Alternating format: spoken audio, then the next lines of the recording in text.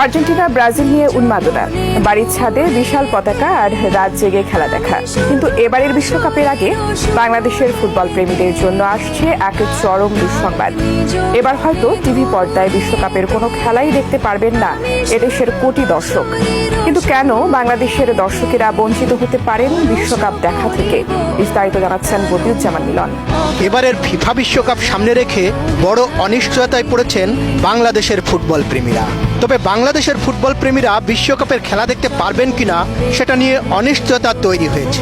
বিভিন্ন গণমাধ্যম সূত্রে জানা যায়, রাষ্ট্রীয় সম্প্রচার মাধ্যম বাংলাদেশ টেলিভিশন এবারের ফিফা বিশ্বকাপের সম্প্রচার সত্ত্ব এখনও কিনতে পারেনি। বেসরকারি কোনো টেলিভিশন চ্যানেল কিংবা ইন্টারনেট ভিত্তিক মাধ্যম ওটিটি প্রতিষ্ঠানগুলোও সম্প্রচার সত্ত্ব এখনও কিনতে পারেনি।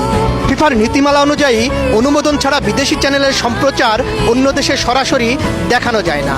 ফলে স্থানীয় কোনো প্রতিষ্ঠান সত্ত্ব না কিনলে বাংলাদেশের দর্শকদের জন্য বিশ্বকাপ দেখা কঠিন হয়ে যেতে পারে।